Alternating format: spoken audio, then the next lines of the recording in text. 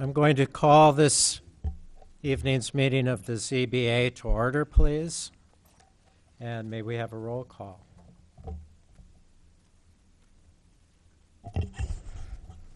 Mr. Armstrong, Here. Ms. Chester, here. Ms. McLaughlin, here. Ms. Utman, here. Mr. Warmbrand, and Mr. Welch. Here. And so we have a quorum. Are there any changes to our agenda tonight? And if I will ask the members of the board to review the minutes from the last meeting, please.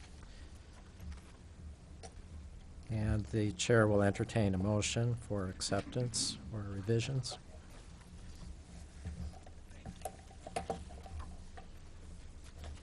I move approval of the minutes as written. I move approval of the minutes as written. And do we have a second? No second. Okay, it's been moved and seconded. All in favor? Aye. Opposed? Okay, they are accepted as submitted. Are there any written communications besides the information that we received about the cherry tree? All right. At this time, I will ask members of the audience who wish to speak before this board to please stand and raise your right hand.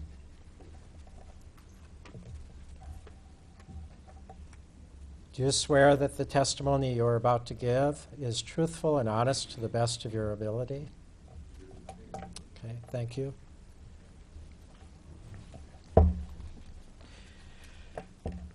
We have several cases tonight. One is a continued public hearing for ZBA 2015-C-02, a request by HG Dwell LLC for a conditional use permit to allow use of a banquet facility / event space at 202 West Illinois Street in the MOR Mixed-Use Office Residential Zoning District. Could we have the staff report, please? There will be no report tonight. It is requested to be continued to the next meeting per the applicant. All right. So for new public hearings, we have two cases that are made by the same person, by Todd Satterthwaite, ZBA-2015-C-01 and ZBA-2015 Major-01. Request by Todd Satterthwaite for a conditional use permit to allow a duplex at 703 West High Street, and a major variance to allow a duplex on a lot 50 feet wide by over 4,000 square feet in area at the same address. Good evening. So I'll give a brief introduction to my introduction. I'm going to say that these cases were originally heard by the Zoning Board of Appeals at their April 15th meeting in 2015. And at that meeting, the ZBA voted 2-1 with one abstention to deny each of these requests. City legal staff, upon review, determined that those votes may not have been valid to deny the requests. According to Article 3, Section 6.1 of the Zoning Board of Appeals bylaws, it states that all decisions shall require at least a majority of a quorum. The quorum at that meeting was 4, and a decision would have required at least 3 votes, either for or against the request to be valid. So the motion to deny the request received only 2 votes, and it's the opinion of our legal staff that it would be most prudent to rehear the case, or both cases, to ensure the validity of the vote. Now on to the case. This is a request by Todd Satterthwaite to allow the continued use of a duplex at 703 West High Street in the R2 single-family zoning district. Duplexes are allowed in the R2 district if a conditional use permit is granted. In addition, a minimum lot width of 60 feet and minimum area of 6,000 square feet for duplexes is required in the R2 districts if they were platted before December 21st, 1970, as this address was platted before then. So 703 West High Street is 50 feet wide and just over 4,700 square feet. The applicant therefore requests a major variance to allow a duplex on a lot that is 16.7% narrower and has 21.1% less area than required. This property contains a single-family home, which according to the previous owner was converted into a duplex sometime in the late 1950s or early 1960s. It's not clear when exactly it was converted, but what we do know is that in 1983 it was being used as a duplex, and that's when the city conducted a land use survey in the West Urbana neighborhood.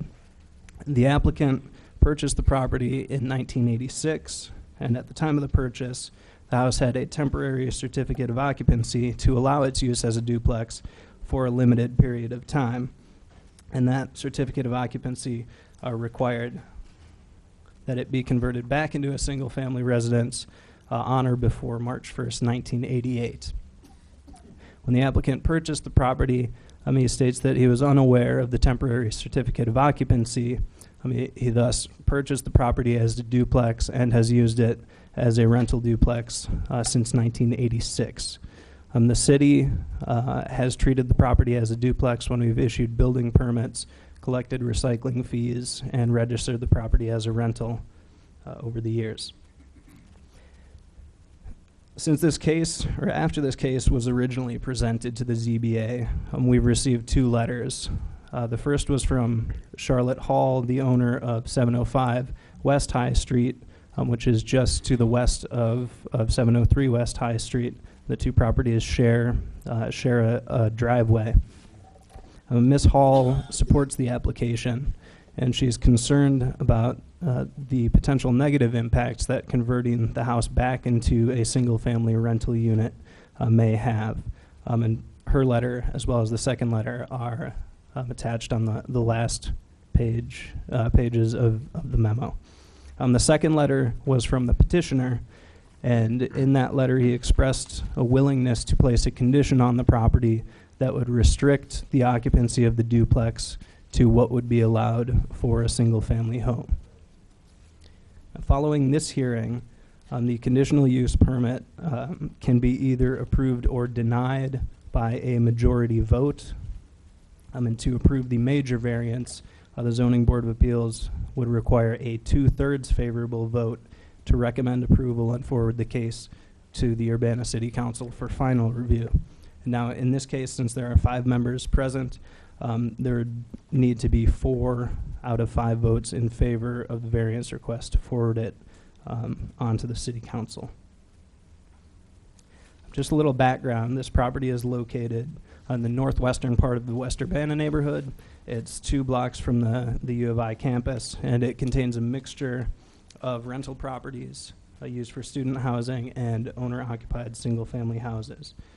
As I mentioned, in 1983, the City of Urbana conducted the West Urbana Land Use Survey, which was an attempt to identify and correct any illegal land use and or zoning violations in that neighborhood, focusing mainly on properties with more units, or that had been converted to have more units than the underlying zoning would allow. For suspected violators,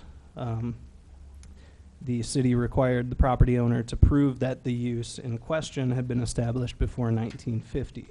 And then if the owner could not provide proof of that conversion before 1950, the city required that the property be converted to an allowable use by August 1984, and extensions were granted of up to 4 years, which is what happened in this case. And as I mentioned, the owner had a temporary certificate of occupancy, and that allowed the use as a duplex until March 1st, 1988 at the latest. In the meantime, the applicant purchased the property as a duplex in 1986, and as I mentioned, has used it as a rental duplex since that time.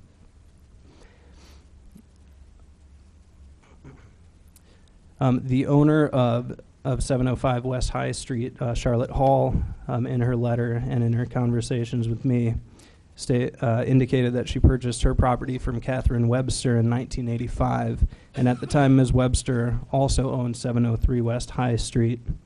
And Ms. Hall says that in 1985, 703 West High Street was being offered for sale as a duplex.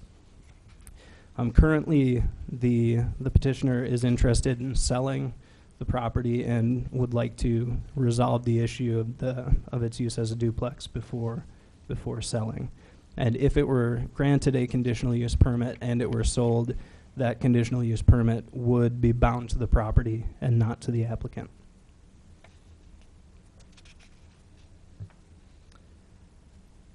So if you look at Exhibit A, you can see the subject property and the land uses surrounding it. You can see that it's that this area, the properties in yellow are rental properties.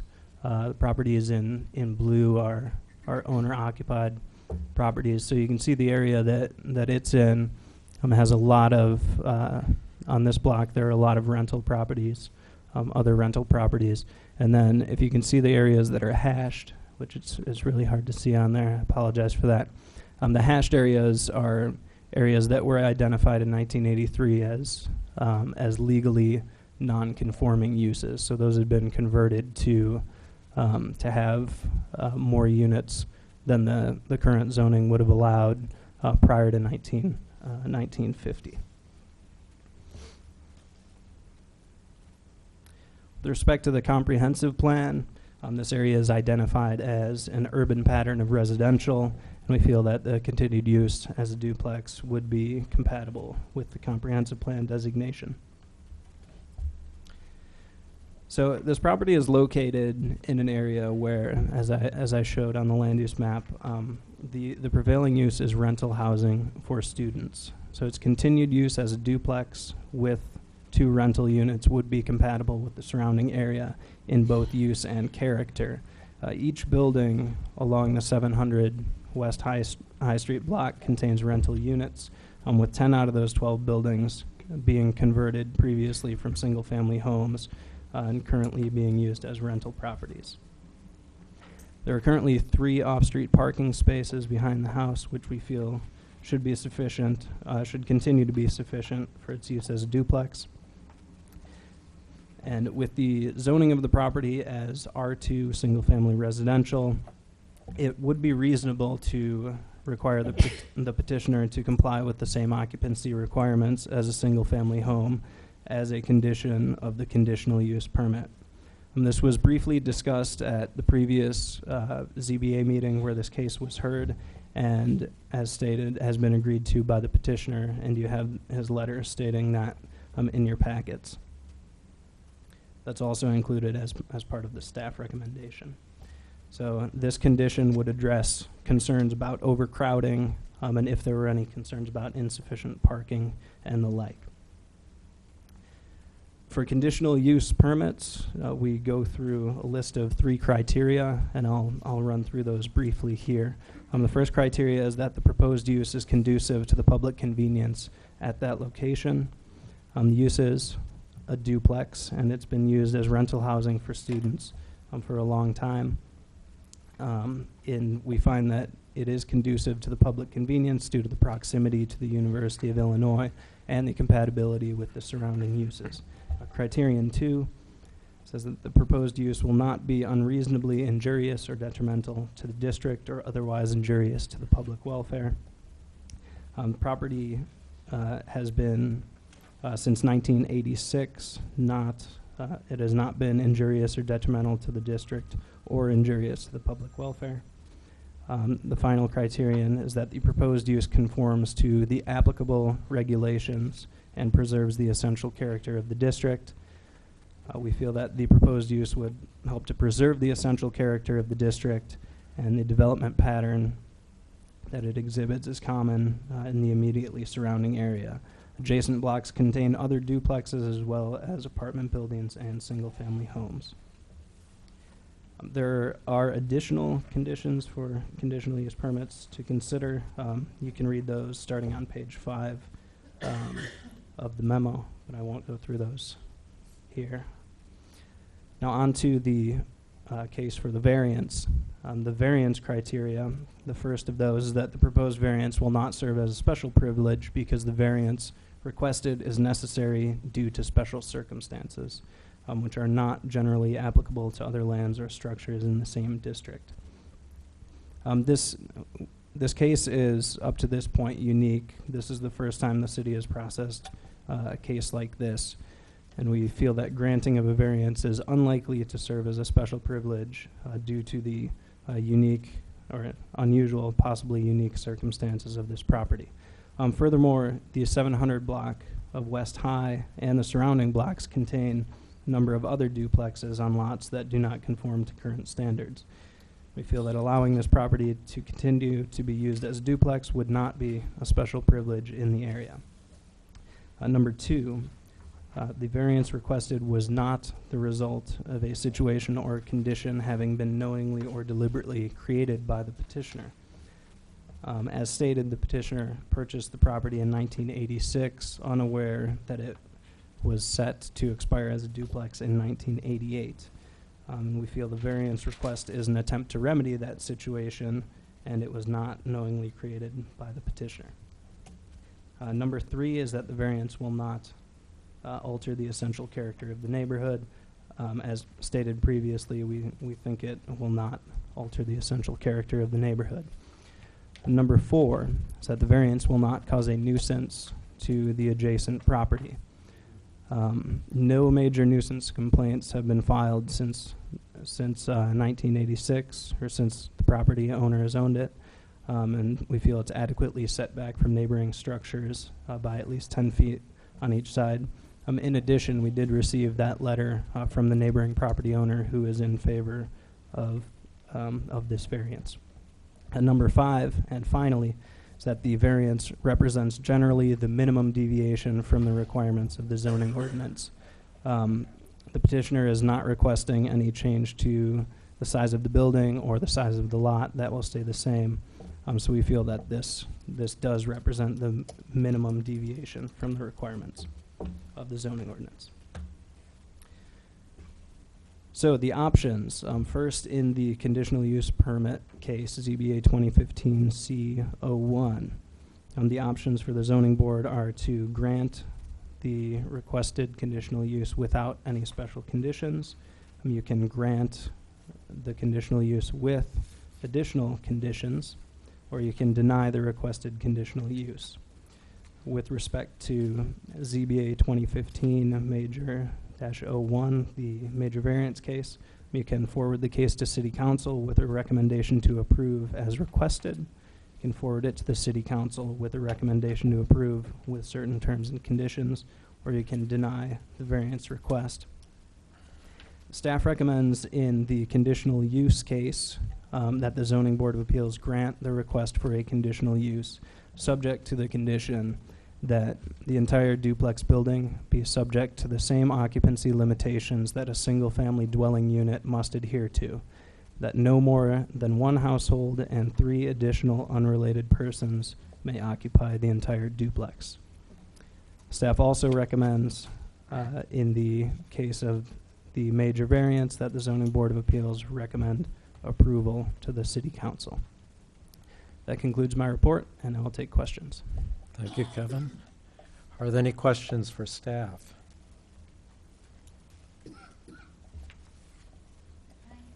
I have one question. Okay. This maybe is just a technicality, but when you said there were no major nuisance complaints filed, is that just there were no nuisance complaints filed, or is there were some, but they were minor? I think when I talked to our nuisance person at Public Works, he said there was nothing other than maybe long grass and Okay. stuff like that. Okay. So, yeah. Thank you. Okay, thank you very much. Thanks.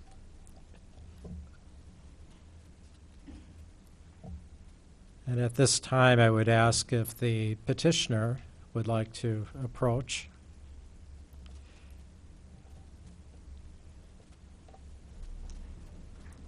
And I would remind everyone that if you do want to address the board, that you state your name and sign in, please. Thank you. Yeah, Todd Satterthwaite. I live at 502 South Elm Street in Champaign. I'm the owner of 703 West High in Urbana. I don't have a whole lot to add to what Kevin said. He did a very complete report. The only thing I would say is that, that the house has been, a good part of that neighborhood for over, I've had it over 30 years and hasn't been a problem. I mean, there have been I mow the lawn, so there's been no nuisance complaints at all in the time that I've had it. Unless I was on vacation, maybe one time there was, but I can't recall that. And I think that if, for those of you that have questions about this, and I know, it's easy to have questions about it, is that think about what is the best for the neighborhood and maybe not what, was happening 30 years ago, and that what's the house has been a duplex and fit in with the neighborhood for all these years, and if it is to change, that would be the highest risk for any kind of detriment to the neighborhood. As Charlotte says, the houses, and I used to live in the neighborhood just a couple blocks away for 20 years, and the houses that were a problem were the ones that were the party houses, the single-family houses that had where the tenants could use the whole house for a party. And, there were a couple right down the block from me, so I experienced it all the time. And usually the ones that have a couple of units in them, at least two, the people know that they can't use the whole house for a party, and so they don't. And I think if you're concerned about the neighborhood, you'll just approve this, because that's been this way for 30 years and hasn't been a problem at all. I would take any questions if you have them. Are there any questions for the petitioner? Okay. Thank you very much. Thanks.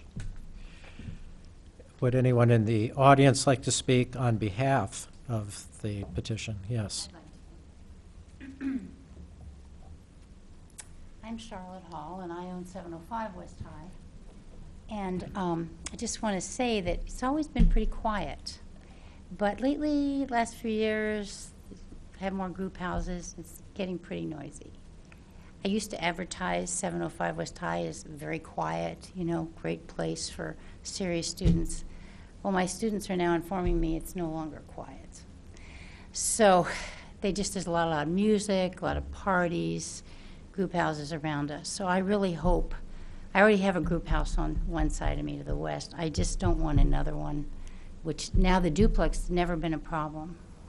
It's just different. You got grad students or a family or something.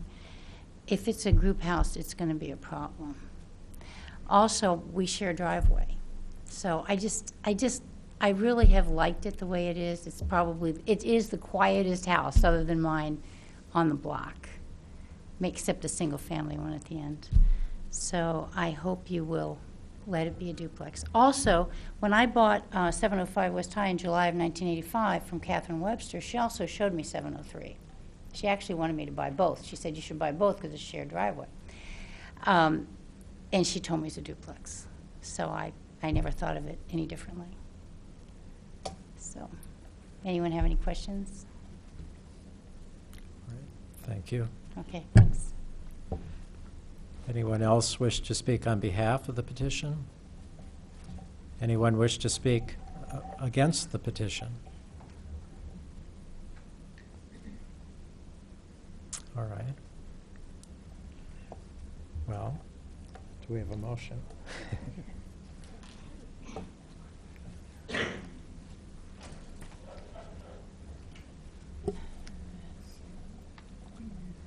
First of all, what I'd suggest is that we probably enter each case separately as an individual motion.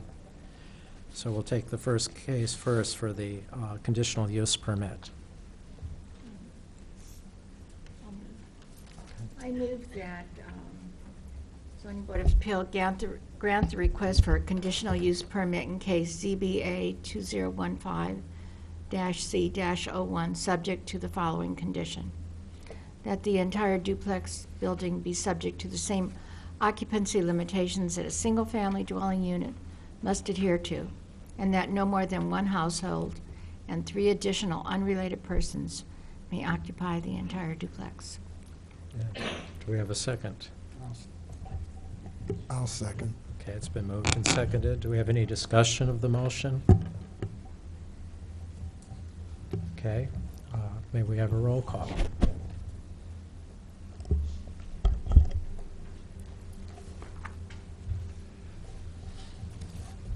Ms. Chester? Yes. Ms. McLaughlin? Yes. Ms. Utman? Yes. Mr. Welch? Yes. And Mr. Armstrong? Yes. So that has been unanimously passed. And now for the second motion regarding the major variance.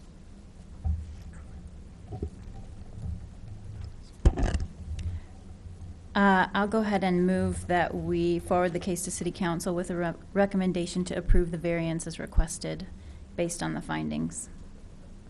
And do we have a second? Okay. Any pardon? And any discussion of the major variance? Okay, may we have a roll call for the vote? Ms. McLaughlin? Yes. Yes. Mr. Welch? Yes. Mr. Armstrong? Yes. And Ms. Chester? Yes. Okay, and that's unanimously passed as well.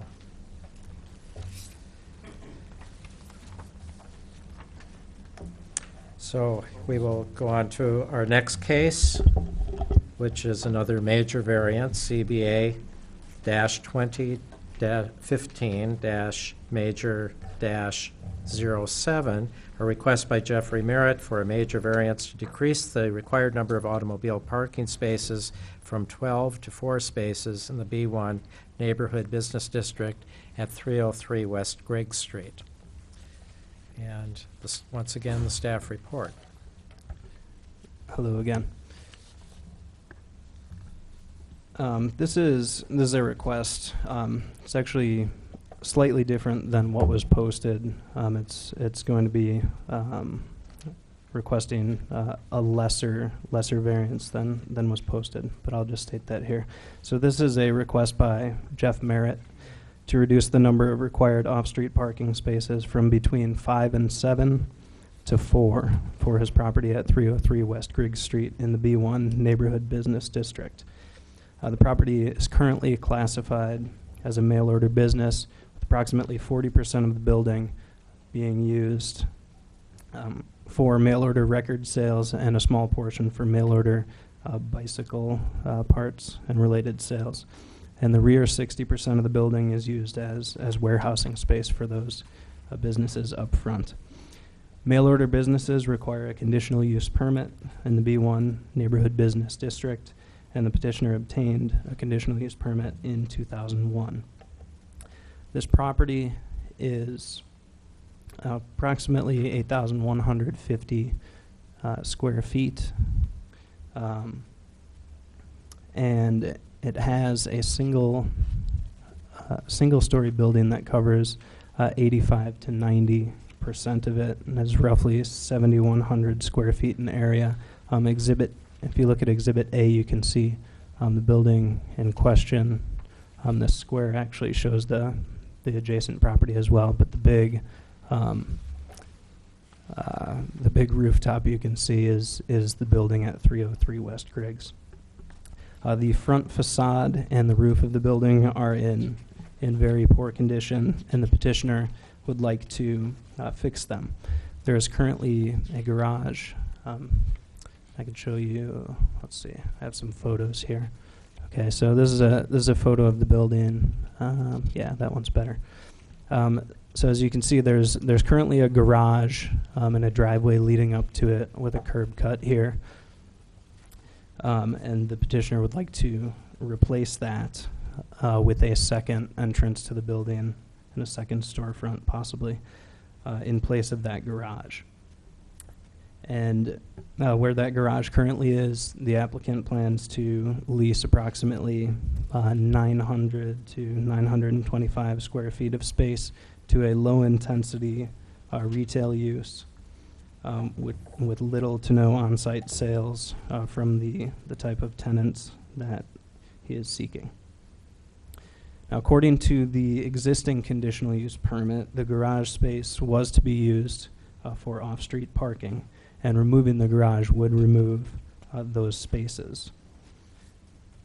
However, the applicant proposes to offset the removal of those spaces by leasing 4 spaces in nearby parking lots, which is allowed by the zoning ordinance. This garage has been used infrequently since the petitioner has owned the building, and has been used mainly for storage and not for parking. So the petitioner feels that the 4 spaces provided off-site would be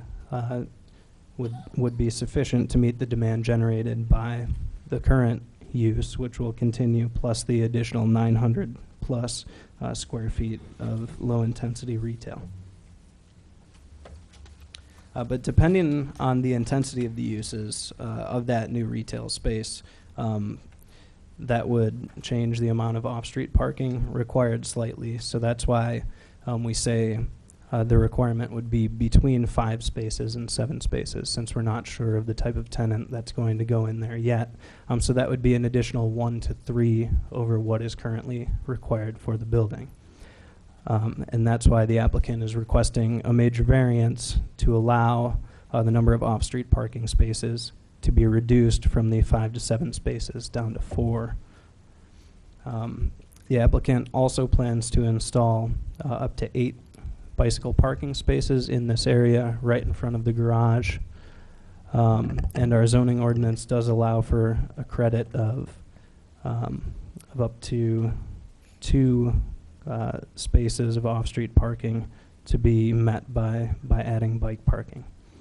In addition, and this doesn't factor into any of our calculations, but the petitioner will close the existing curb cut. If you look on the site plan in your exhibits, you can see where they plan to close that curb cut to fill in the driveway between the curb and the sidewalk with grass or something else. And that would have the effect of adding another public on-street parking space. Now, in this case, since it is a request for a major variance, again, the Zoning Board of Appeals would require a 2/3 vote in favor to recommend approval to the City Council. So again, that would be 4 out of 5 of you tonight. So this building is near downtown Urbana, really close to, if you go back to Exhibit A, it's really close to the new Boneyard Creek Park. It's about a block and a half away from that. It's surrounded mostly by residential uses, but as I said before, there's a building right next door that has a small pottery business as well. With respect to the comprehensive plan, the area that this building is in is identified as residential, but right across the street is central business. So it's sort of right on the edge between residential and central business.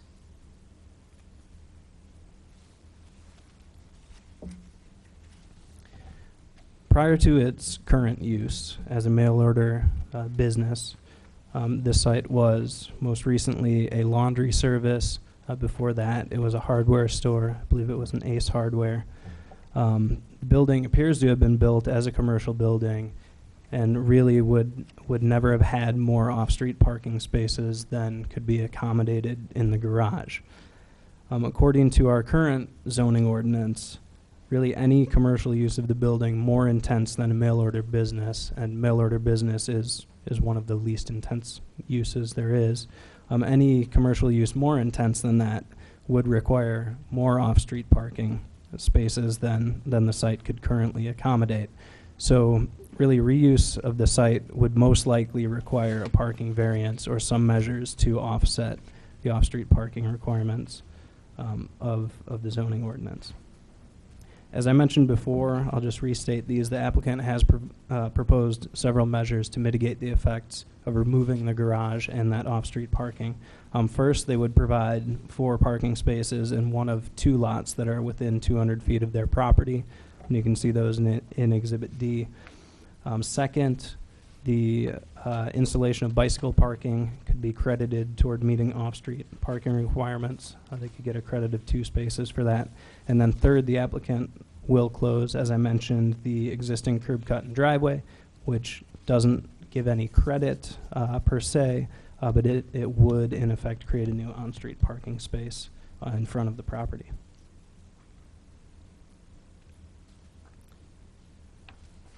Now, I'll quickly run through the variance criteria for this. Number 1, the proposed variance will not serve as a special privilege due to special circumstances relating to the property. This building was constructed long before current zoning regulations were put into place, and there's really no practical way to add off-street parking. So we find that these are special circumstances for this particular site, which make this parking variance necessary.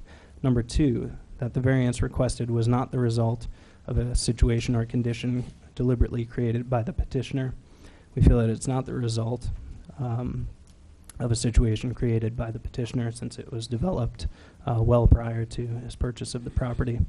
Number 3, that the variance will not alter the essential character of the neighborhood. The building will be renovated, it will be improved, and the existing curb cut will be removed. We feel that these will help to preserve and enhance the character of the neighborhood rather than alter it. Number 4, that the variance will not cause a nuisance to the adjacent property. Overall, the business, the vast majority of the building will be used in the same manner it has been since the petitioner has owned the property. And it has never been a nuisance during that time, so we don't foresee it being a nuisance in the future. And finally, number 5 is that the variance represents generally the minimum deviation from the requirements of the zoning ordinance necessary to accommodate the request. Potentially, the off-street parking requirements could be met by leasing the 5 to 7 spaces in a nearby parking lot, but we don't think that's reasonable. Customers who arrive by car are probably likely to use street parking, and the petitioner has already stated they'll lease 4 off-street parking spaces that could be used by employees who would drive to work. Given especially that the current off-street parking spaces in the garage are not being used, we think it's pretty reasonable that the petitioner is offering to provide 4 off-street parking spaces.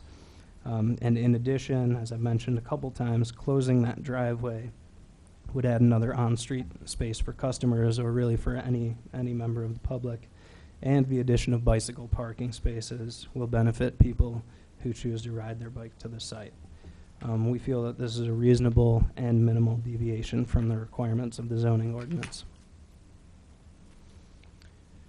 The options in this case for the Zoning Board of Appeals are that you can forward the case to the City Council with a recommendation to approve the variance as requested. You can forward it to the City Council with a recommendation to approve the variance with certain terms and conditions, or you can deny the variance request. Pardon me. Staff recommends that the ZBAs recommend approval for the request of a major variance in case ZBA 2015-major-07 to the Urbana City Council with the conditions that the applicant will remove the existing driveway and curb cut, install a new curb, and fill in the right-of-way between the street and the sidewalk with grass or plants, and that the applicant will reach an agreement with the property owner or property owners within 600 feet of the property to secure 4 or more parking spaces for the use of the business at 303 West Creek Street. That concludes my report, and I will take questions. If I could just add, Kevin, was there correspondence that we received on this case that we should point out? Yes. Terry, did you pass out the email correspondence? So we did receive some email correspondence from Carolyn Baxley, who's a nearby property owner. And she was mainly concerned, I think, with the intensity of the uses that would be going into the new space. And I received a phone call from, let's see. Oops. I don't have those notes with me. I received a phone call from the property owner from the adjacent pottery business, and I think he too expressed concerns not knowing how much traffic and parking demand would be generated by the new uses. Okay. Are there any questions for staff? Yes, Nancy? Is it possible to park in front of the garage door, between the garage door and the sidewalk? There's really not enough space to park a vehicle in there. Lengthwise? Yeah. Yes. What are the parking requirements of the adjacent central business district? The central business district, there are no off-street parking requirements. Okay.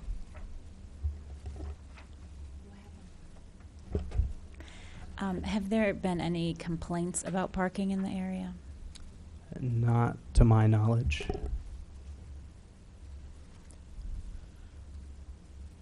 Any other questions for staff? All right, thank you, Kevin. Thank you. And would the petitioner like to approach the board? All right. Anyone else would like to speak on behalf or against the petition?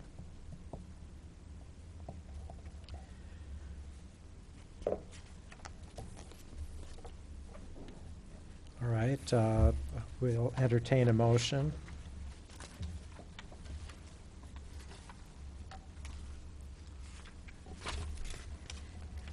I will move to approve the request and forward it to the City Council for ZBA case 2015 MAJ-07 with the following conditions.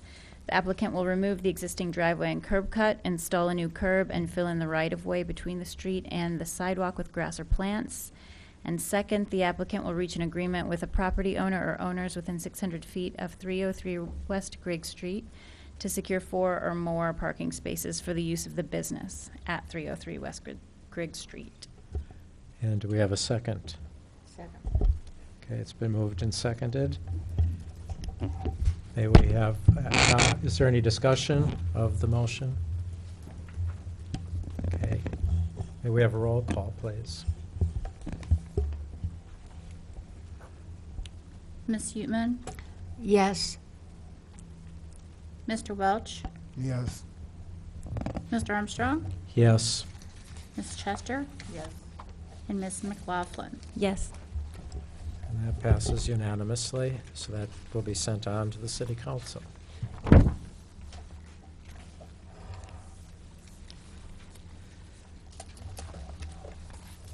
Our next case is ZBA-2015-C-05, a request by Ratio Architects on behalf of Crisis Nursery for an extension of an existing conditional use permit for a nursery to allow a facility expansion located at 1309 West Hill Street in the R2 Single Family Residential Zoning District.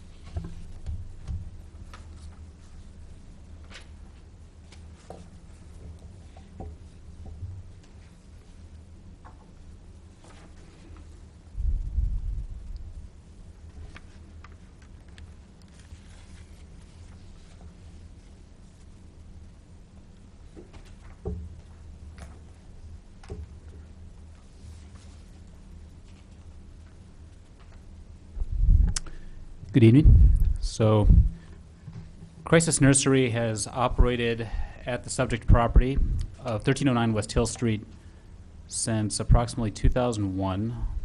Just want to go to the overhead map. They received a conditional use permit in 1999 to operate a daycare center at that site. It's allowed in the R2 district with a conditional use permit.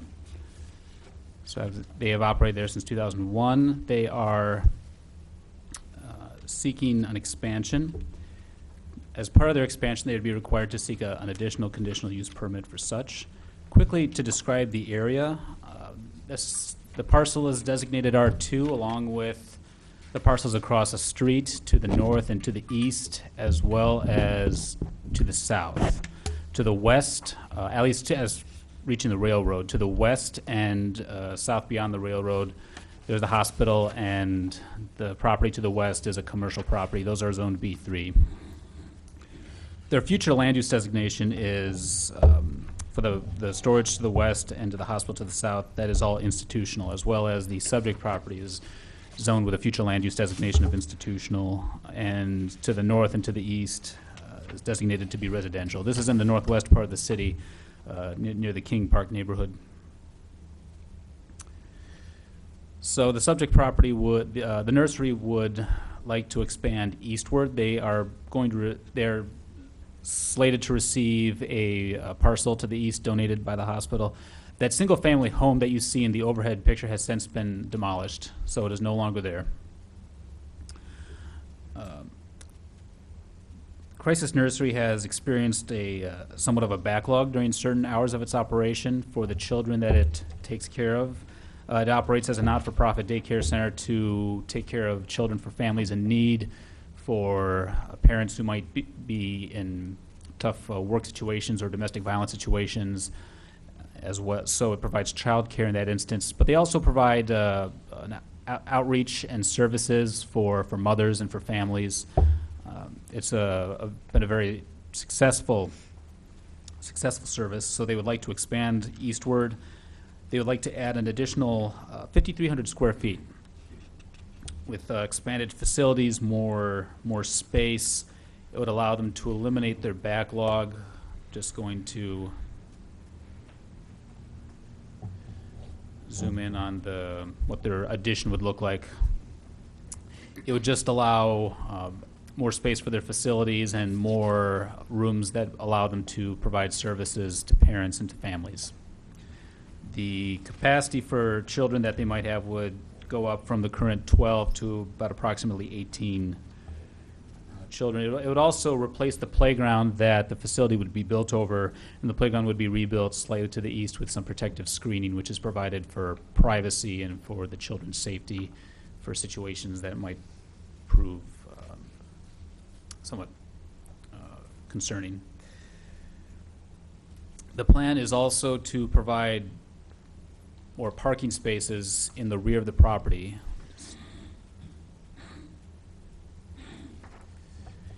Existing parking is in an alley that's been vacated by the city to the south of the property.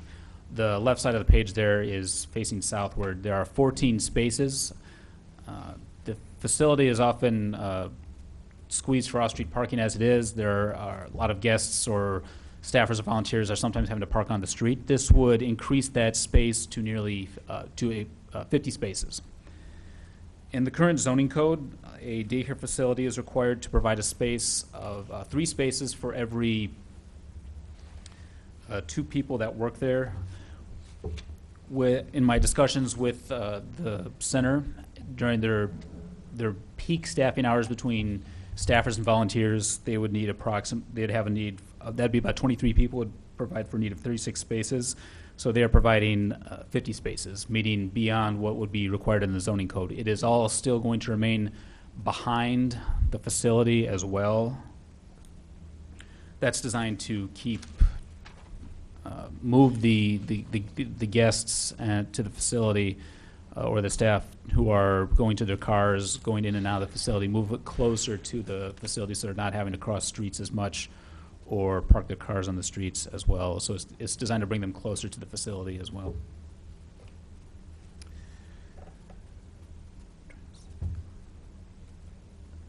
So with that, there are questions that are required in a conditional use permit.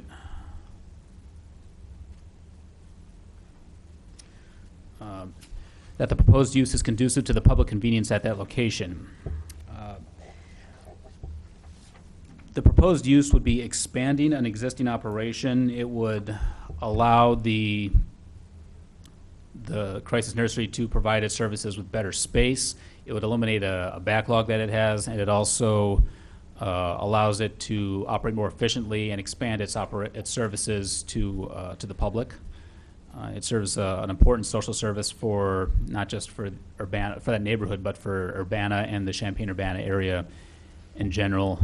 A new conditional use permit for an expanded facility would allow for continuation and expansion of services. It would also just make the site more, I think, congruent with the existing neighborhood. Not that it isn't congruent now, but it allows it to expand a little more, I think, seamlessly. The next question, that the proposed use is designed, located, and proposed to be operated so that it will not be unreasonably injurious or detrimental to the district in which it shall be located, or otherwise injurious to the public welfare. As I stated before, it's a continuation of an existing use. The site, because of its placement for parking, provides for overall a safer presence in the neighborhood than already exists. And the architectural style offered by the architectural plans in general continue the style that exists on the site as it is, without disrupting the current aesthetic of the subject properties. So it would not be a drastic change of the visuals. The parking is maintained in the south, so that is not, it's not in the front or in the side yard, and that visible to as visible to residents who might live near the facility. And the last question, that the proposed use conforms to the applicable regulations and standards of and preserves the essential character of the district in which it shall be located, except where such regulations and standards are modified by Section 8.3. The existing facility is in compliance with every aspect of the zoning code with its current operation. The expansion generally preserves the scale and design of the building in relation to the neighborhood, with mostly incremental increases in its use, not a very elaborate or expansive expansion. But it's provided a very helpful service for the neighborhood and surrounding community, and this use would allow that service to continue. And also the proposed use allows the subject property to continue to fulfill its future land use designation in the comp plan as an institutional use. So the Zoning Board of Appeals has the following options. They may grant the conditional use as submitted, they may deny the conditional use as submitted, or they may grant the conditional use with any additional conditions and requirements as are appropriate or necessary for the public health, safety, and welfare, and to carry out the purposes of the zoning ordinance. With the evidence that's submitted, the staff recommendation is to grant the proposed conditional use with the following conditions: that the use must conform to all applicable zoning, building, and development codes, and also that the use is generally consistent with the plans submitted in this application. There's a representative from the architecture group that is submitted the application for the permit, as well as a representative from Crisis Nursery to answer any questions, should you have any. So. Okay. Are there any questions for staff? No. Just wanted a couple of clarifications, if you Sure. can offer this, or perhaps this would be a question for the architects as well. I'm looking at the site plan here, which shows the parking and playground area, the proposed use of the site. Are there any provisions for trash or services on the site? Well, the provision requiring that they meet all applicable code would still stand. I believe that their plans for trash and would be consistent with the location of their current receptacles. Which would be Where, what portion of the site? I believe those are on the rear of the property, on the south of the property. South of the property. And I was a little bit, I'm trying to relate the plan that is drawn at 1/16 inch scale showing the existing building, the proposed addition, to the site plan. And I was just curious as to where the, how people would enter the building from the parking itself. There seems to be a small vestibule. Well, there's the main entrance public entrance would still be on the north side of the building, but Yes. there would be a smaller entrance to in the south that would allow accessibility from the parking lot, although the main designated public entrance would still be on the north side of the building, which allows for school buses to drop off children as well. But so the main entrance would stay on the north as it currently exists, but there still would be accessibility from the south. It just seems to me that with the number of parking that's provided on the south side of the building, it's going to be substantial usage from that side of the building. Is that primarily staff then, or people related to the center? I think The applicant would be able to speak to this, it looks like. Yeah, Yes. okay. I should note that there are sidewalks on both sides of the Yeah. parcel that allow for safe travel for pedestrians. All right, thank you very much.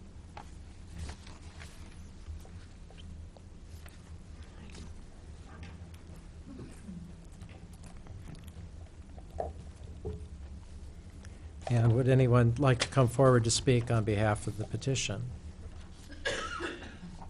Yeah. Okay. I do have a couple of questions.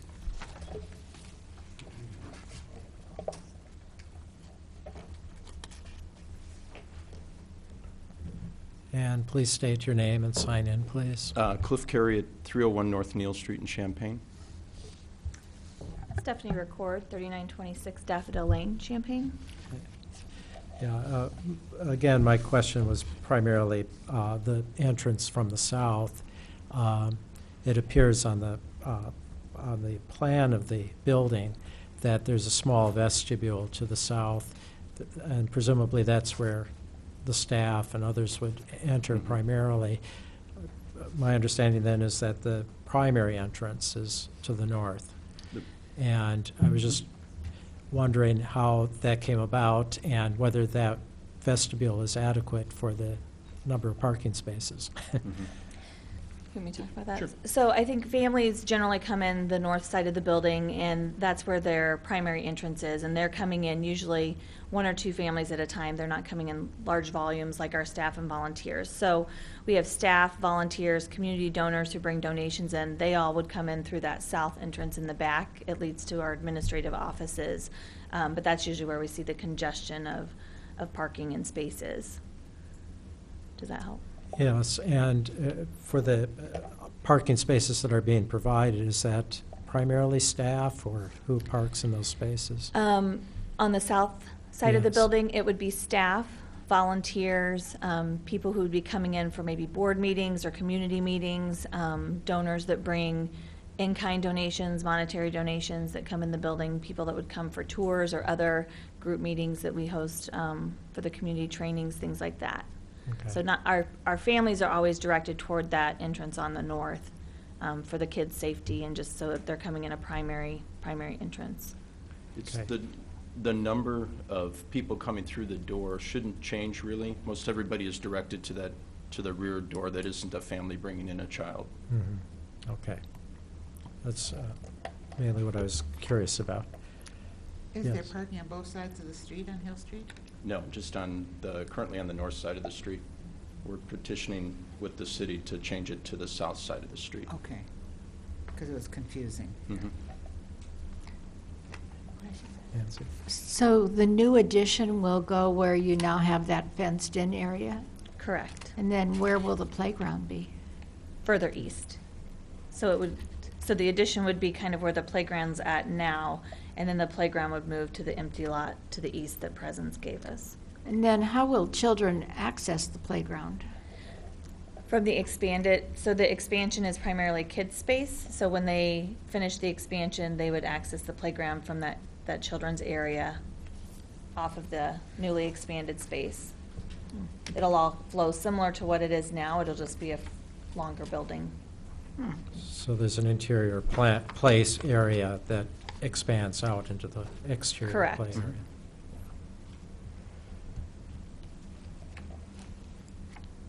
Any other questions? Thank you. Thank you. Anyone else wish to speak in regard to this request? All right, the chair will entertain a motion. I'll do it.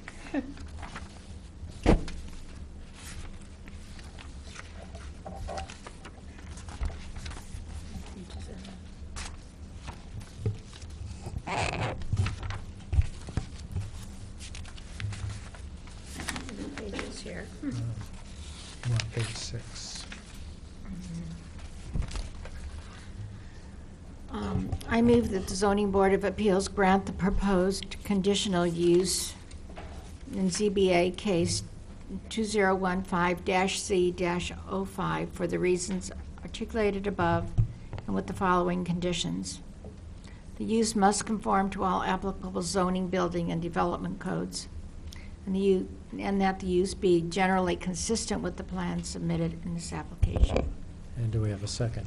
I'll second. So moved and seconded. May we have a roll call, please?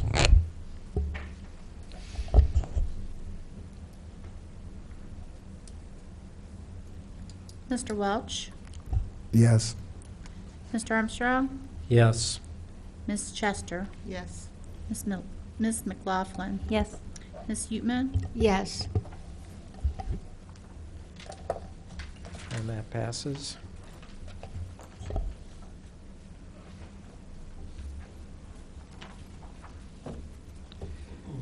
Our final case this evening is ZBA-2015-C-06, a request by Emma and Theodore Gray of Urbana for a conditional use permit to operate a cafe in a building at 117 West Washington Street in the B1 Neighborhood Business Zoning District.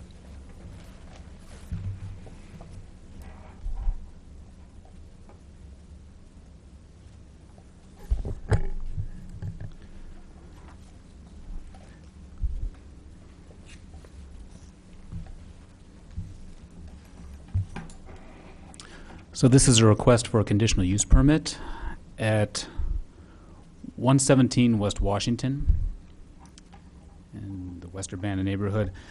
Just to quickly describe the property, it's zoned B1, which is neighborhood business. Across the street and just to the east are apartment complexes that are zoned R5, medium-high density, multiple family residential. To the rear of the property is also zoned B1, but that's a single-family home, as well as across the street and kitty corner from the street. They are also zoned single-family homes, and their particular designation is R2 as well. So this is a spot that has historically been a business space in the neighborhood. More recently, it's been a pizza restaurant as well as a grocery store. The current applicant would like to put in a cafe, a coffee shop that offers food and beverage options. In this picture that we're looking at in the left-hand side of the space, on the western portion of the property, to the north and eastern portion of that building is occupied by a pottery studio, which would still be in existence if this establishment went into place. In 2006, there was a conditional use permit, which I included as an exhibit, which was granted for a carry-out fast food restaurant, although that business never went into fruition. Just wanted to point that out briefly. So the applicant would care to open a cafe. The space is approximately 1,400 square feet. They would like to offer drinks and beverages, it would not be seeking any alcoholic beverages, just things like juices, coffees, lattes, smoothies, things of that extent. Some limited food options such as paninis or bakery goods. Might involve the installation of a panini press or a convection oven. The applicant does not have any plans to install a full-service kitchen. This is just the relative floor plan that the applicant has proposed. Its capacity would not be more than 30 to 40 people. The applicant is also talking with an architect to make sure that the space is compliant with all building codes and health codes as well, and to make sure that it receives any proper internal upgrades that would be needed. Currently, the space has been used most recently as a private library for a gentleman's scholarly activities or personal archives. The applicant would like to have a cafe with food and beverage service, but also feature meeting space for the public.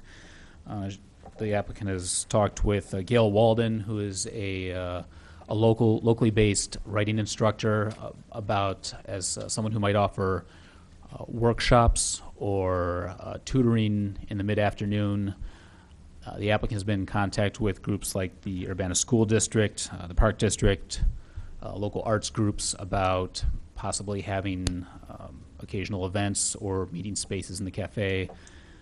The cafe would operate during normal daytime hours from as early as 6 in the morning to 6 or 7 in the evening, early evening, but not much later than that. Maybe an occasional scheduled event afterwards, but the applicant has not indicated any plans to operate beyond that.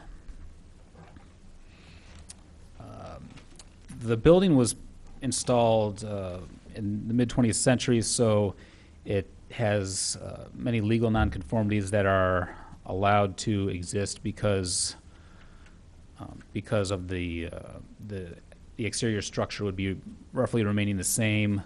There are 8 provided off-street parking spaces, which is also a legal nonconformity that would be allowed to exist as well.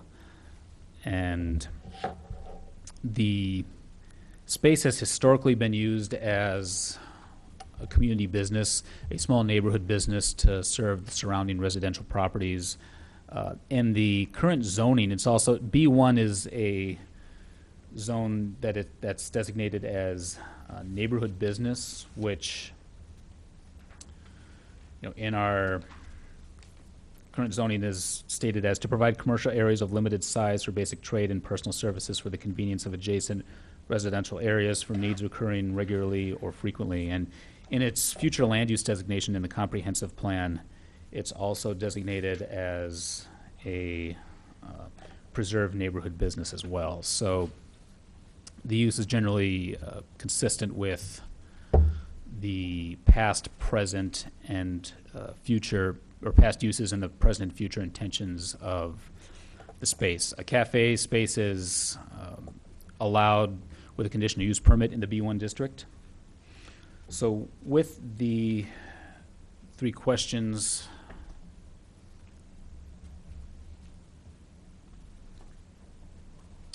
first question being that the proposed use is conducive to the public convenience at that location. It fills underused commercial space. It provides an establishment that's easily accessible for pedestrians or for nearby neighbors, as well as group space and meeting space on that side of the community. And it's also consistent with the designations in the comp plan and the current zoning, like I mentioned earlier. Let's see. The next question, that the proposed use is designed, located, and proposed to be operated so that it will not be unreasonably injurious or detrimental to the district in which it shall be located or otherwise injurious to the public welfare. The applicant plans to operate during traditional daytime hours, early evening. They would not be open, they would not be keeping any late hours. That's a condition that's at the end of the report that I'll mention in a moment. They also plan to feature events if it would not, they would not plan on having any installation of amplifying equipment such as microphones or non-acoustical music that would be present noise problems to the neighborhood. They would also have a waste receptacle in the front to address any problems of potential littering, and they'd provide ample bike parking spaces as well. So it's the proposed use is designed, located, and proposed to be operated so that it would not be unreasonably injurious or detrimental to the district.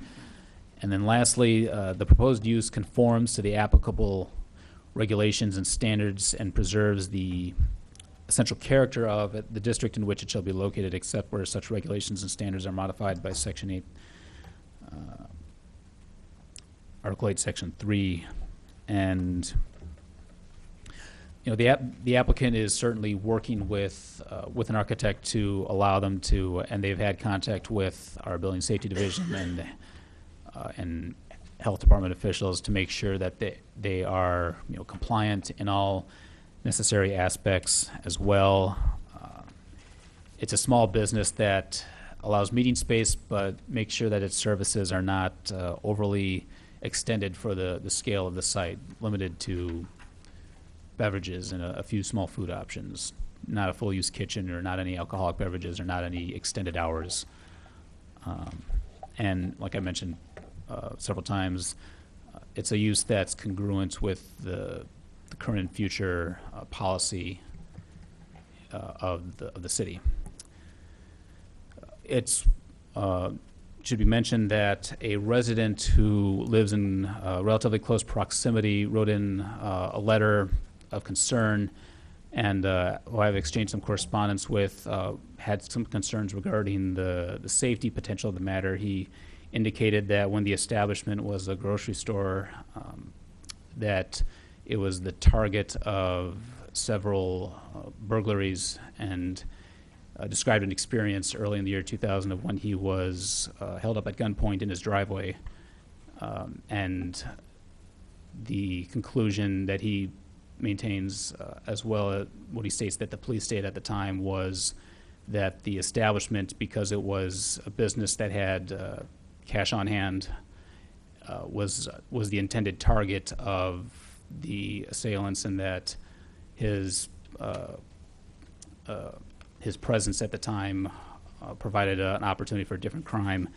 He expressed concern about the availability of the existence of a business that operated with the cash flow of a consumer-oriented business, as well as the existence of a security system or not.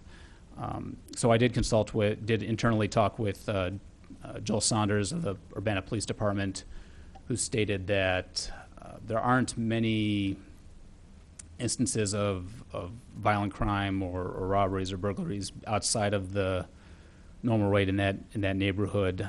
He stated that if the proposed coffee shop were to go into effect, he stated that is that a possibility like it would be with any business? Yes, but he stated that it would not be in his top 5 possible crimes of concern. He expressed mostly, issues of potential loitering issues as opposed to armed robbery. The applicant has stated that there is a security system installed on the premise of the building as well. So the nearby resident did have concern about a business of this sort existing within the vicinity of a mostly residential area, or it being a consumer-oriented business, making it a more likely target of burglaries or criminal activity. But the gentleman's letter was included as an exhibit in the report as well. It should be noted that there are other uses that are allowed by right that do not require a conditional use permit, that have similar cash flow to that of a cafe. That would be a business that operates with cash or might be accepting cash. But so in some instances, they would be allowed to open without needing any conditional use permit. But with that stated, the Zoning Board of Appeals, it's incorrect as stated in this memo that a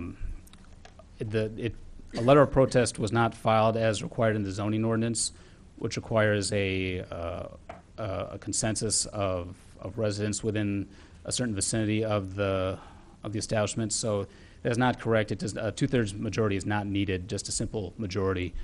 They may grant the conditional, you may grant the conditional use as submitted, you may deny the conditional use as submitted, or grant the conditional use along with any additional conditions, requirements as are appropriate or necessary for the public health, safety, and welfare, and carry out the purpose of the zoning ordinance. With that, the staff recommendation is to grant the proposed conditional use with the conditions that the use must conform to all applicable zoning, building, and development codes, and also that the use will not feature operating hours outside of the range of 6 a.m. to 10 p.m. That said, do you have any questions? Any questions for staff? Yes, Ashley. I just have a quick question about the second condition, about the operating hours. Mm-hmm. The range of 6 to 10 p.m., is that in reference to daily operating hours, or is that also including special events? That would be including special events as well. Okay. Any other questions? What would be normal daytime hours? What does that mean? 6, 7, or 8 a.m. That's generally meaning through the morning, afternoon, and early evening. The applicant has indicated no desire to be closed for business by around 6 p.m., 4, 5, or 6 p.m. at the latest. No past, not really past 7 p.m.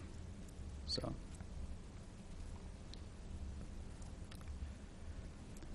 The applicants are, I should mention the applicants are also here to answer any questions should you have any. So. All right. Thank you very much. Would the applicants like to come forward?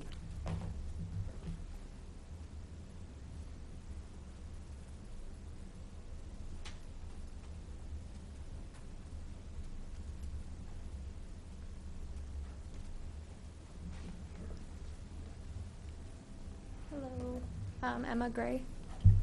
Good. Yeah. Okay. Thank you for doing that. Do you guys have any questions besides operating hours? I can explain that more if you want. What time did you think it would open during the day?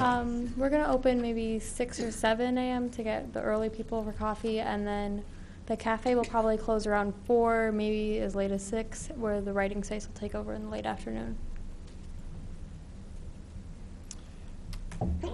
Yeah, I might just add that she's been working with Gail, Yeah. her last name? Walden. Gail Walden, who's worked out a program with Urbana High School to offer writing tutoring classes, probably starting around 4 p.m., sort of after school hours, where the school would send teachers to, help writing college applications, things like that.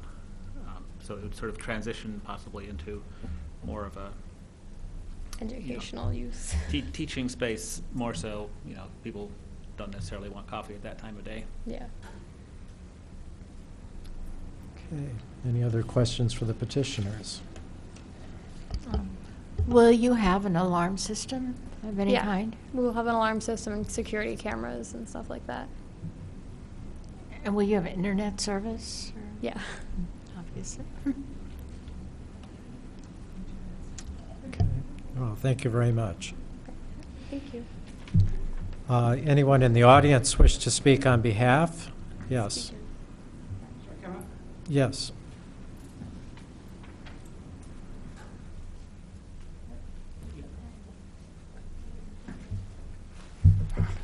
Please state your name and sign in. My name is Michael Stone. I live at 902 South Race, which is the house immediately to the south.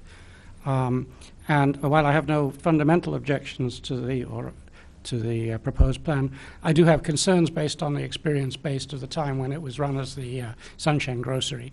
One of the features of the Sunshine was that it brought in a lot of the school students from the high school, and they did tend to leave a trail of litter down from the school to there, which was a major problem for me picking it up. And also I would often come home and find people were parked in the driveway or even sitting on my front porch. So the police concerns about loitering was, I was certainly one of the people who was loitered. And I do have concerns about that. And another aspect of the thing that was happening during the time when that was running as a food-based business, also because of the student traffic, there were people hanging out in the parking lot of the apartment building immediately to the east, and sometimes in the space between my garage and the brick building, which is the one we're talking about. And I'm pretty sure they were selling drugs and things there. So I do have concerns about security and things that a food-based business, of which the main customers are likely to be high school students.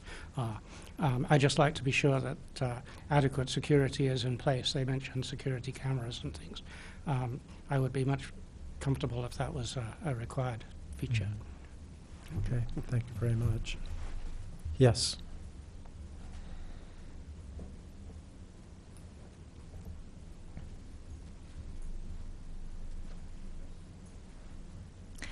Hello, I'm Megan Gillette, and I've come to speak in support of Emma and this ambitious endeavor she's taking on. I think that bringing a cafe to this area and to this space, there really couldn't be a better use for this space. And I think one of the main important objectives that it will serve is that it will actually bring high school students and families and people from the community together in the cafe culture to bridge this gap and this disconnect that's sort of an us against them with teenagers and families, because I think there's a lot more time that could be spent together and understanding. So I'm very excited to go there. I don't think traffic will be much of a problem because most people will be walking there or biking there or walking from the school or walking from their houses. And I'm really excited to see something vibrant and happy on that corner, and we should support our young entrepreneurs. Okay, thank you. Please, could you sign in, please? Anyone else who wishes to speak about this petition, either for or against? Yes.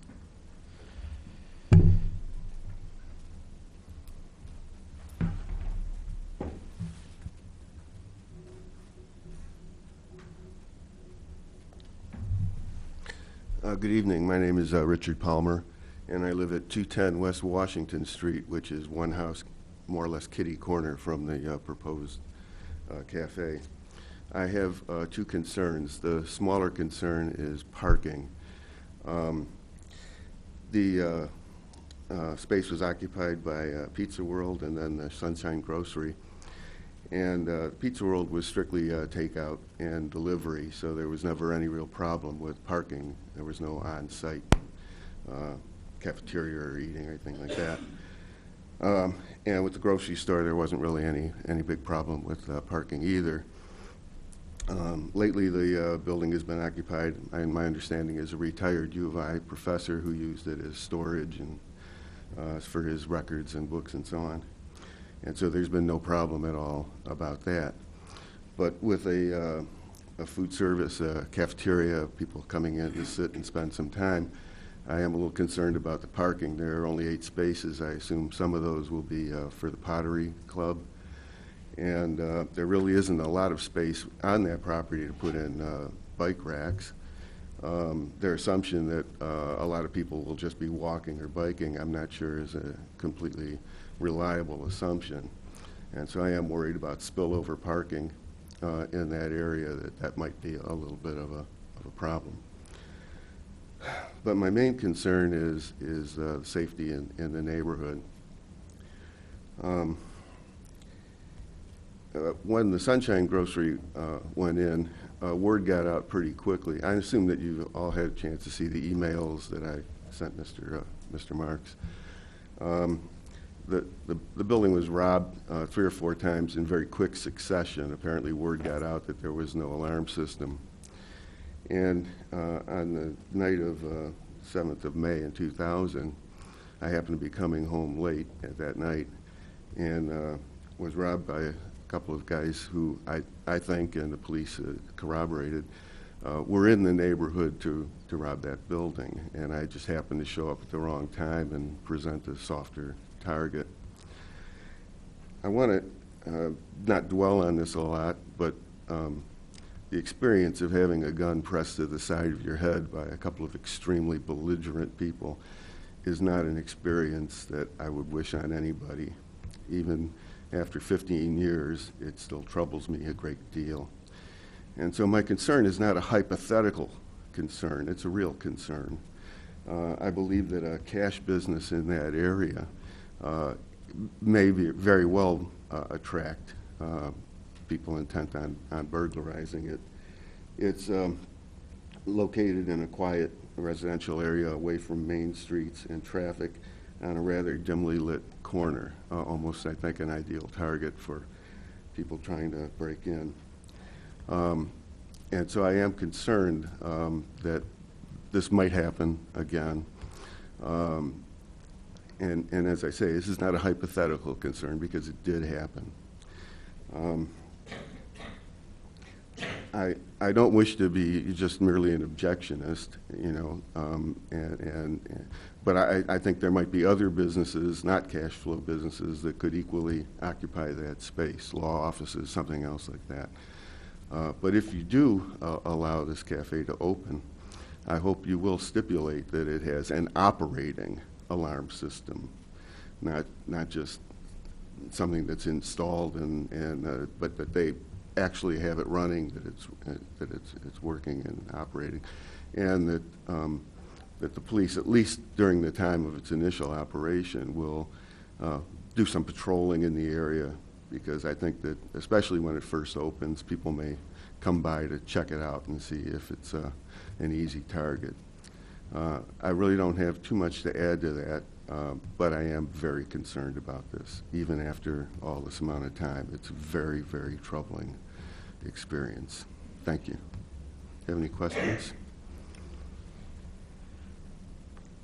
Well, thank you very much. Thank you. Anyone else from the audience? Yes.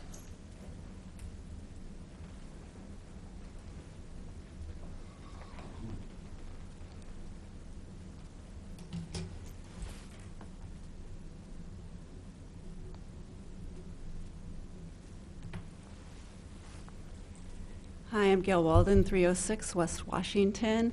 I too live in pretty close proximity to where this cafe will be, but not in the notification zone, not in the 250. But I have been working with Emma about setting up a nonprofit writing and with the school district in that space.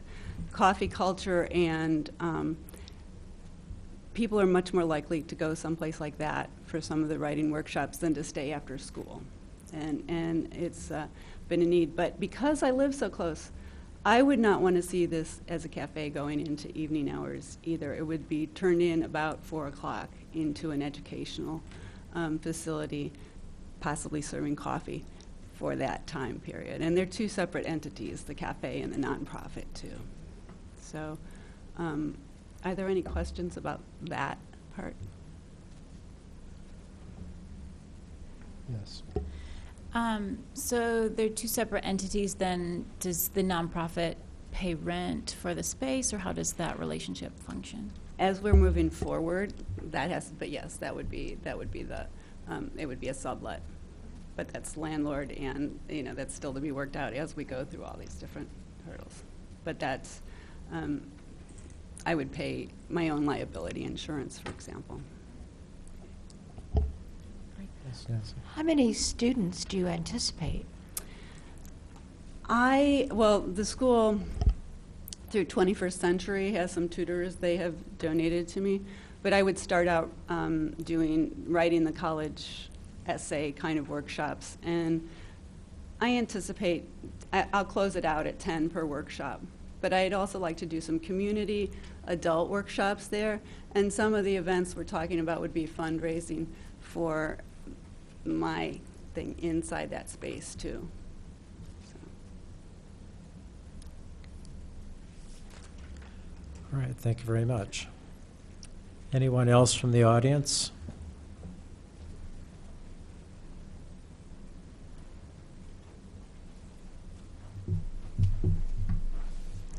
Hello, my name is Jeff Yockey. I live at 304 West Washington, within sight of the building.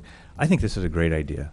I've got a good friend in Madison, and just down at the end of his block is a coffee shop. It's just a wonderful place to have a third location to meet people and build friendships, conduct business, those kind of things. And so I've often thought, as I've looked down there, oh, it'd be great to have something, ice cream or coffee, either one. I'm supportive of young people taking initiative, and I think Emma will learn a great deal. And I think I have confidence that as they begin sorting this out, if there are concerns, that they'll be working on them. So I'm not, they live in the neighborhood too. I'm not overly concerned about that. I am in favor of lowering the speed limit on neighborhood streets. I've read and had a little bit of experience with this 20 is plenty movement, and I think 20 miles an hour on a residential street would be just wonderful. And as you think about that in that neighborhood, it would just slow things down, make entering and exiting those parking spots easy. So that's not a real issue today. I think we'll do fine even with the existing, but just to place that thought in our heads that maybe as we think about mixed-use neighborhoods, quality of life, I think churches, schools, houses, neighborhood businesses, places of employment all work together. I think that makes a very nice place to live and interact. So I think this is overall just a great idea. I think I moved in after all these things with the Sunshine Grocery, but I just realized as they were talking, I hardly ever carry money. If I went and bought coffee, I'd be swiping a card and doing everything electronic. I've seen people that go to Starbucks with their phone, holding it up to some device, and wham, it happens. And so I do think those concerns, lighting in the back and security, is a good move. I think they'll be thinking through all those things as responsible business owners. But anyway, I welcome this to the neighborhood, and thanks for your consideration.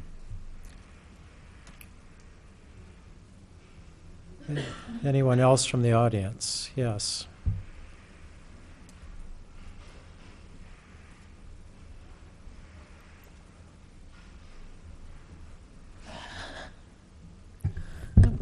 Hello, my name is Alex Wolfram. I'm speaking in support of this application. I have been working with Emma for the past several months on this project of hers, and think it will be a beneficial project for the city, for the neighborhood, and also for the students from the city.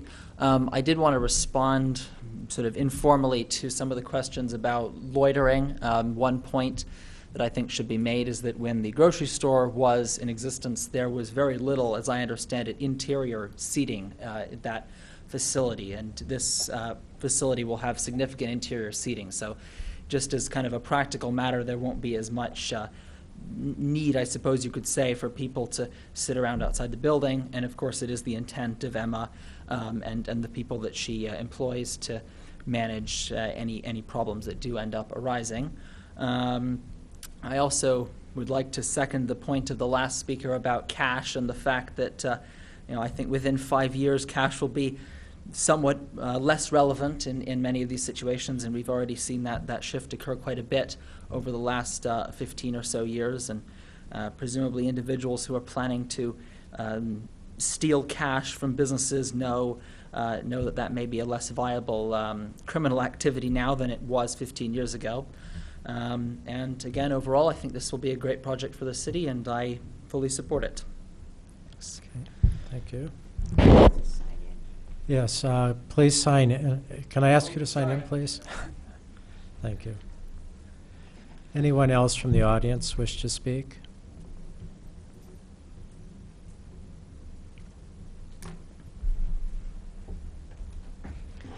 Hi, my name is Amy Ando. I live at 712 West Michigan Avenue, so I speak as a person in the neighborhood, but also as a mother of a high school student at Urbana High School and another kid who will be there in 2 years, many of the points I was going to make have already been made, and so rather than keeping you here too long, I just want to express a lot of support for this cafe.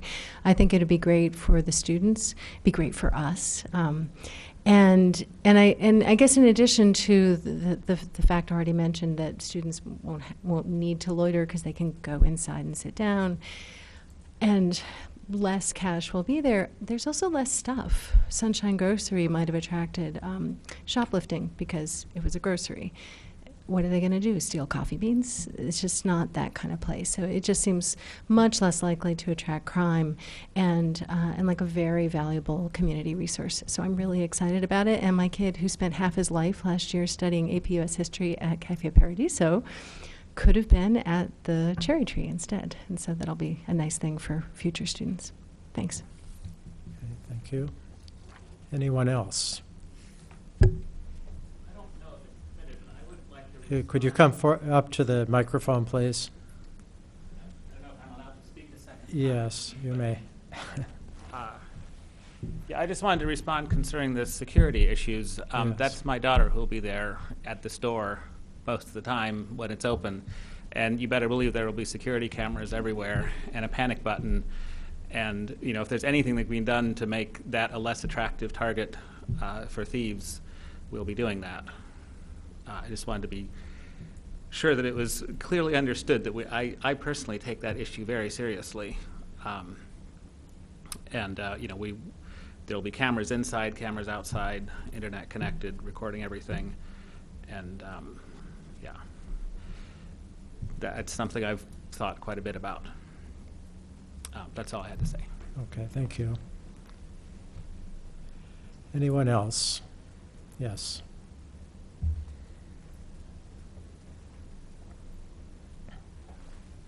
My name's Chris Dietrich. I live right across the street at 903 South Race, and I just wanted to add my support for the project. I think this is probably one of the best possible uses for that space. I think it sounds to me like the concerns about security are being taken seriously by the people that are planning to put the business into this location. So I just wanted to add my support to the project. So. That's all. All right, thank you. Anyone else?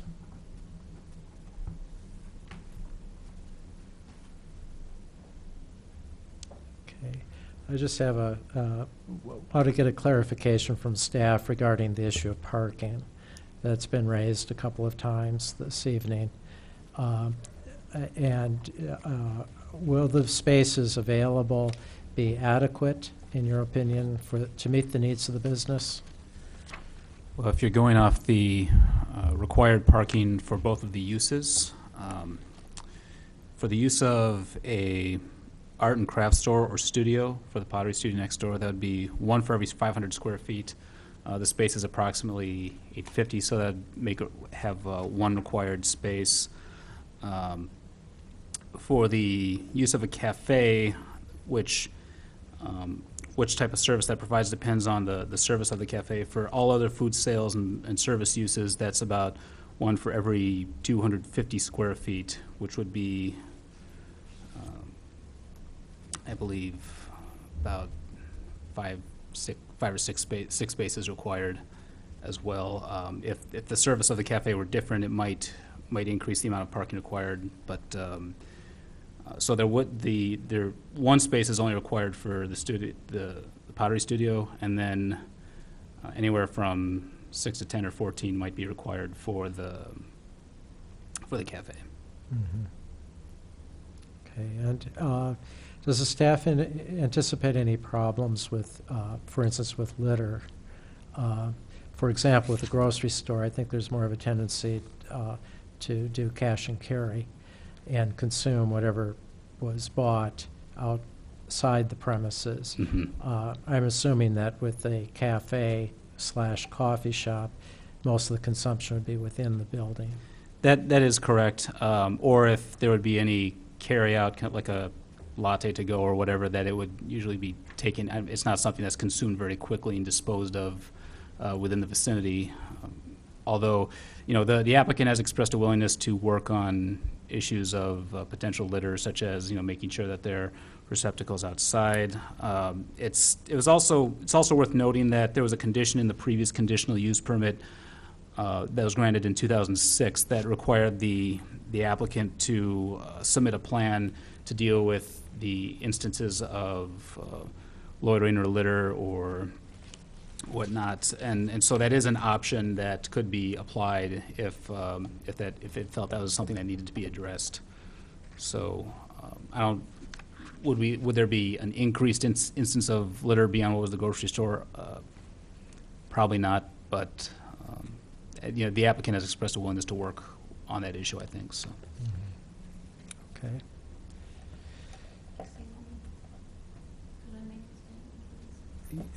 Yes, you may.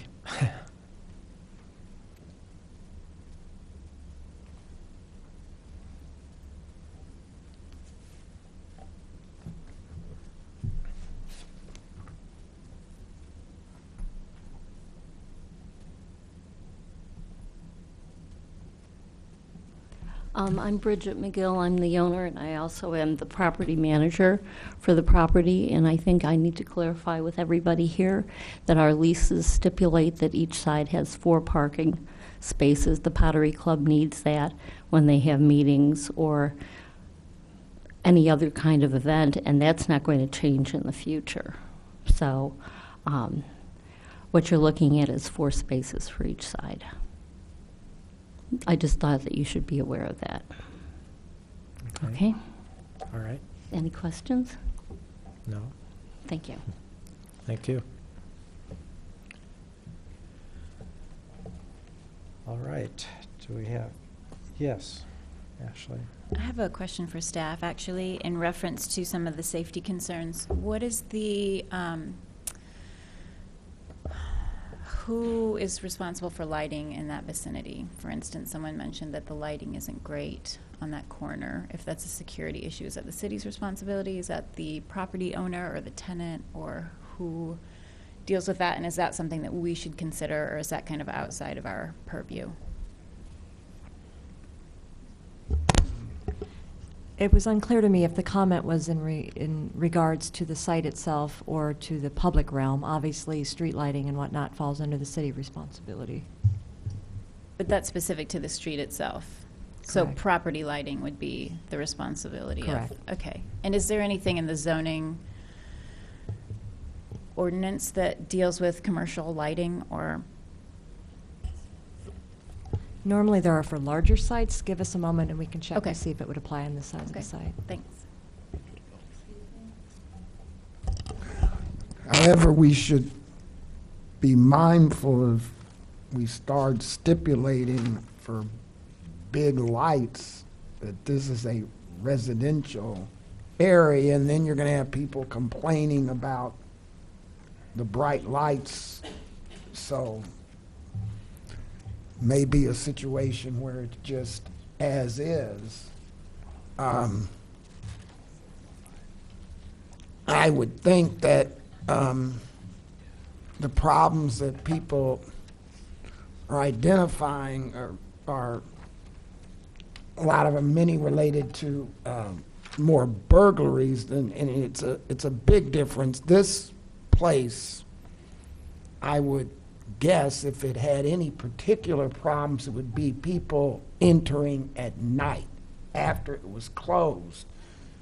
That can be dealt with by alarms, less brightly functioning type of lighting. But as far as cash attracting people, I'm not sure that is an extremely alarming, notwithstanding this man's experience, factor, because, as I said, that chances are the place being robbed, which would be while it's open, is not, I don't think, that great. It's in a neighborhood. It doesn't have real easy access. Once you get on there, it'd be hard to get off because the street's not dead end, but there's no real through street. So as long as I think an alarm system and hopefully maybe cash would be removed at night and that kind of thing would be known, that would reduce the risk considerably for these type of things to happen. So I just wanted to say that it is a dark area. I go down that street quite a bit, but that's because of the real lack of city lighting, not property lighting. I think, can I speak? Apparently a lot of people want to say Okay. something. That some of these issues, I would like to just make sure we know kind of who's responsible for what, because there are a lot of different concerns. The tenants aren't necessarily responsible for all of them, and making sure that everyone involved, the neighbors and the tenants and the property owners, know kind of who to contact if there is a problem or if there are concerns going forward. So if we knew that, who was responsible for lighting or what the requirements are, I think that would help maybe just begin to clarify some of these outstanding questions. And the property owner would like to speak. Is that? Would you like to? Can you come forward again?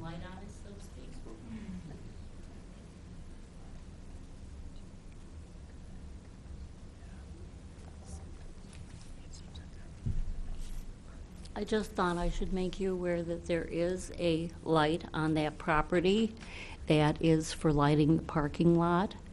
Currently, because there's no easy way to split out the bill between both tenants, me and my husband pay that bill.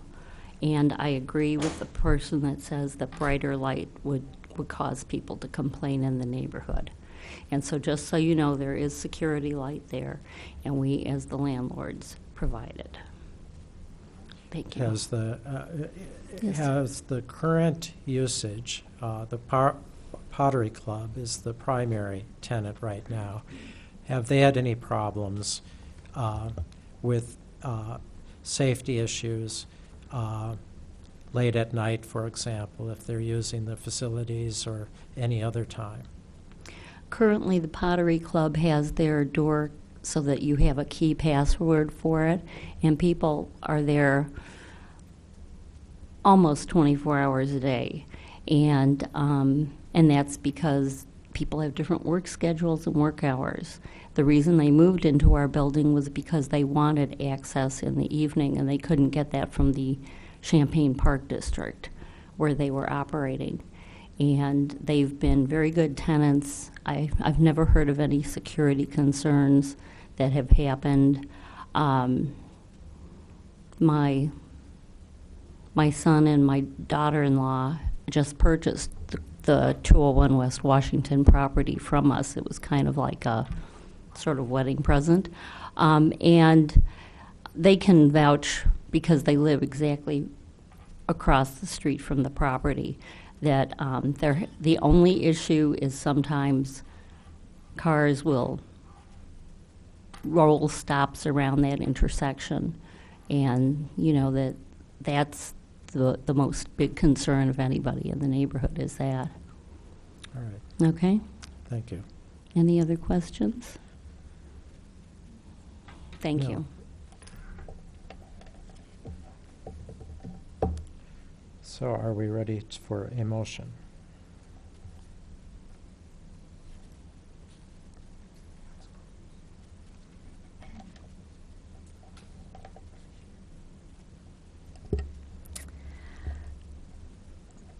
If I wanted to add a condition, do I need to discuss that ahead of time?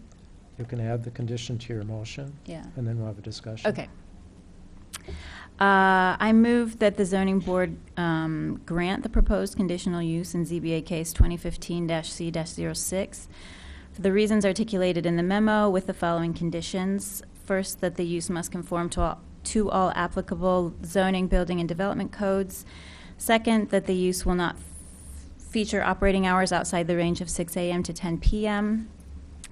And third, that a plan is established for clear communication between the neighborhood residents and the tenants to deal with any future problems going forward, whether they be with security, litter, or, what was the last one? Loitering. Any second? Harvey? Do you?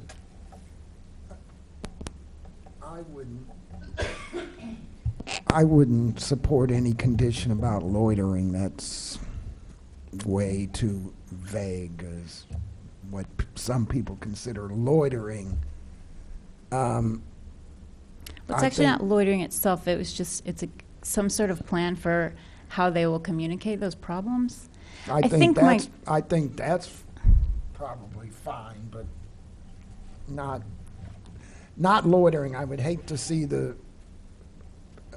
some resident try to say there's loitering. That's real broad. People's determination of what they think is loitering.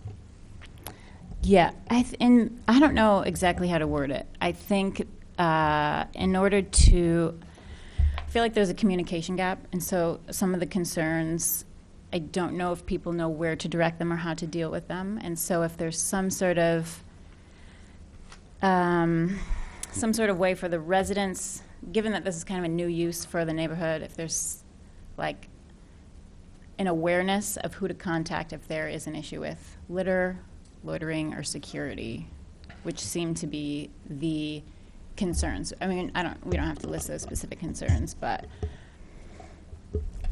I mean, I don't want to stipulate what kind of security system they have to have or what kind of lighting or whatever, because the problems really haven't presented themselves yet.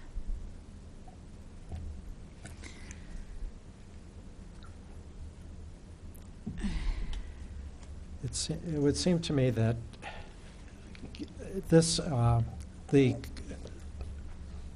circumstances that occurred when the use was a grocery store are substantially different than what is being proposed here.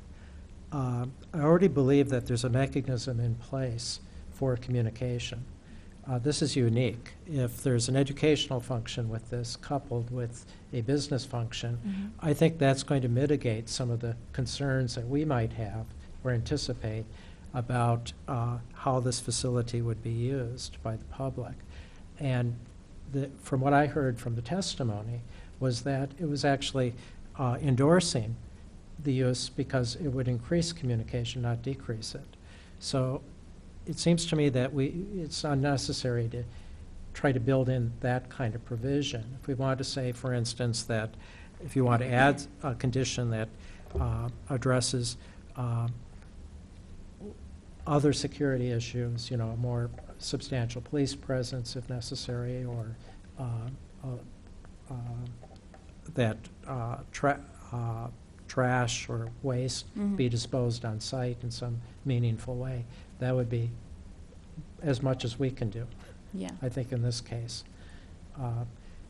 There could be problems that we can't anticipate, but I'm pretty confident that if we grant the conditional use permit, that this will actually be workable or manageable. Okay. Actually, also, this is part of the West Urbana Neighborhood Association. So people can post problems online, you know, and communicate that way and share their experiences. So, right. I don't think there would be a problem. So do you want to rephrase your? Yes. I remember the Sunshine Grocery Store because my kids were in high school then, and they would, kids, not my kids, but some kids would go there and they had lunches prepared for them to walk out eating food as they left. And then there was this dribble down Ray Street. And I mean, they were cooking for kids who didn't want to walk to Lincoln Square or eat in the cafeteria or bring their own lunch, which this is not going to be that. So I just don't think it's going to be a problem with the littering or the loitering, because they would sit on the steps and eat, or go sit on his driveway and eat. I mean, his front porch. I remember this. And I just don't think that that's going to be an issue. If they've got tables and chairs inside, why would you want to, you'd want to sit down and eat your stuff because you're only a couple minutes away from school. And I just remember lots of white paper on the ground. And I remember people from the high school coming and making kids clean up.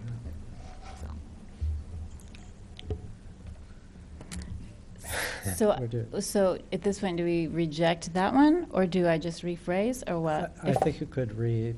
If no one else the finds that motion. necessary, I'm fine with the first two, so just start over? Yeah, it's up to you. You're making the motion. Okay. You may make it any way that you wish. We can always vote it down if we don't agree with it. So no one voted yet? No one's voting. We were just talking. We're actually discussing a Okay. motion that hasn't been even seconded yet. Okay. I believe you could just amend your motion as a Amend it. possibility. Okay. Yeah. So I'll amend it to remove the third condition. Is that all I need to say? I'll second it. Okay. All right. It's been moved and seconded. May we have a roll call, please?